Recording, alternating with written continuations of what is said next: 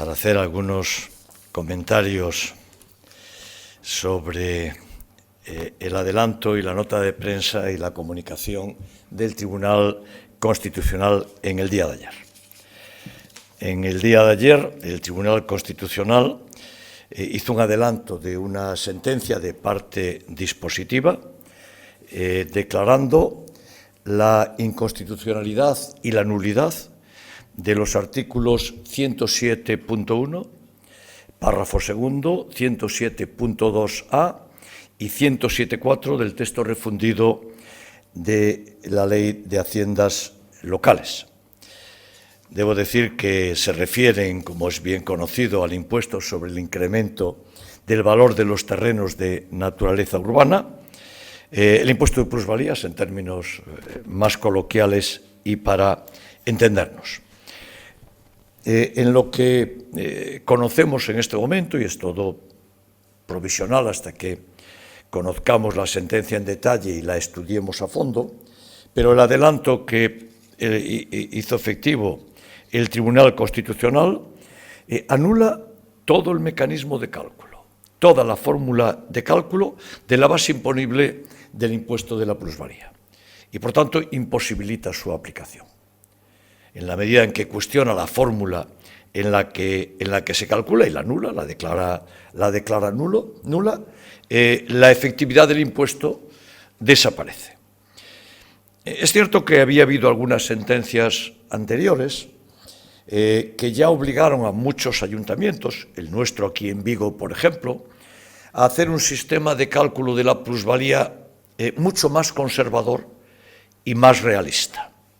De tal modo que intentamos evitar este fenómeno de confiscación, porque el impuesto anterior en algunos casos y en algunos momentos era casi confiscatorio, podía ser incluso superior al volumen de la plusvalía real. Pues ya muchos aplicábamos en nuestros ayuntamientos sistemas más conservadores de cálculo, tratando de efectivamente conocer y aproximar bien cuál era la plusvalía y aplicarle la tasa de impuesto, aproximadamente el 30%, aplicábamos todos a la plusvalía. Debo decir que en la FEN, desde que yo soy presidente, ya desde septiembre del año 2015, estamos urgiendo al Gobierno de España, desde el año 2015, a la reforma de esta ley, pidiéndole que nos garantice la seguridad jurídica, le pedíamos y seguimos pidiendo, la seguridad jurídica para los ciudadanos y también la seguridad jurídica para la administración local. Bueno, esta sentencia, por tanto, y en la medida en la que anula todo el cálculo, ya no se puede establecer la cuantía del impuesto y, por tanto, no se puede aplicar el impuesto. Y esto significa, además de la inseguridad jurídica que afecta a los ciudadanos y que a nosotros nos preocupa mucho, significa que las finanzas municipales sufren un muy fuerte deterioro. Cálculo aproximadamente 2.500 millones de euros anuales, con la caída de este impuesto y en la situación en la que nos encontramos. Por tanto, se vuelve muy urgente la reforma de la ley para garantizar la seguridad jurídica. Seguridad jurídica que, insisto, tiene que ser para los ciudadanos, para las administraciones y para no privar a las administraciones locales de una fuente sustancial de ingresos. Y dejarme que lo diga, y fundamentalmente en este momento, porque estamos en un momento pospandemia, en el que las entidades locales estamos asumiendo gastos que no nos corresponden, como tantas atenciones que hicimos durante la pandemia y en la pospandemia, y por tanto, si cabe, aún es ahora más importante que en cualquier otro momento. La reforma que se haga de este impuesto tiene que ser justa para los ciudadanos. Ser constitucional, como es natural, pero tener el elemento de justicia para los ciudadanos. Nosotros ya desde las primeras sentencias, pero especialmente ya desde ayer, ya estamos muy volcados en la solución a esta cuestión tan importantes.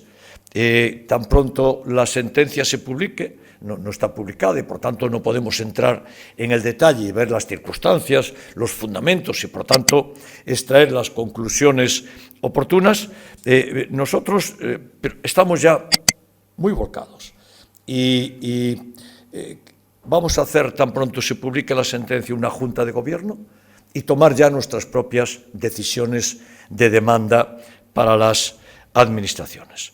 Desde luego, todo tiene que ir con mucha premura, con mucha urgencia.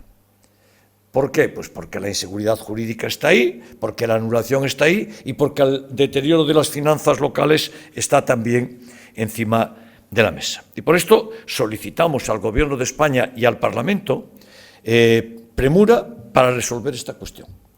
Y para resolverla también en seguridad de ciudadanos, y quiero insistir mucho en esto, y, como es natural, de la forma más rápida posible a los efectos de las haciendas de los ayuntamientos. ¿Qué planteamos? Nuestra cooperación total.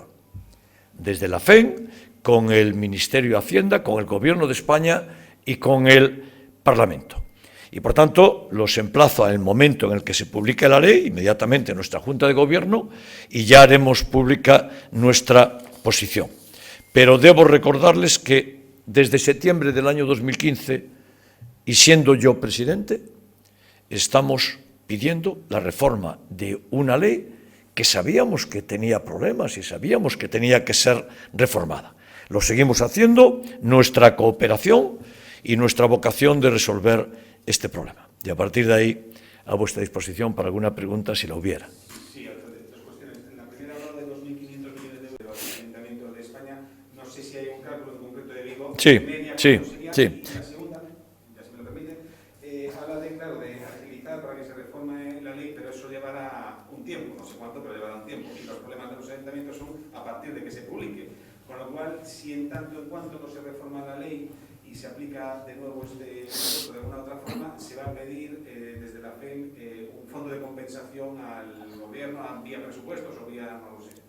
Claro. Bueno, la primera cuestión, en Vigo, aproximadamente 10 millones de euros. Pero 10 millones de euros porque nosotros ya estábamos aplicando el impuesto, digamos que con criterios constitucionales, yendo a la realidad. Y, por tanto, viendo cuál era efectivamente la plusvalía que se obtenía y aplicándole el tipo a la plusvalía real. Es lo que yo decía antes, criterio conservador, es decir, criterio de respeto a los ciudadanos. Vamos a aplicar el impuesto sabiendo que el modo anterior podía producir a veces una cuantía del impuesto superior a la propia plusvalía. Y, por tanto, un daño muy fuerte a los ciudadanos. Claro, ya calculado de esta forma y aún así unos 10 millones de euros. Bueno, yo lo que pido es mucha premura, mucha urgencia en la resolución. El método del tiempo que esté en suspenso ya lo estudiaremos, ya lo veremos en la Junta de Gobierno, ya lo demandaremos, pero pedimos la mayor urgencia. Es cierto que para la urgencia es preciso primero leer la sentencia y saber qué dice exactamente y qué mecanismos permite y de qué forma se puede actuar. Yo tengo constancia de que el Gobierno de España tiene también y es consciente de la urgencia de la solución.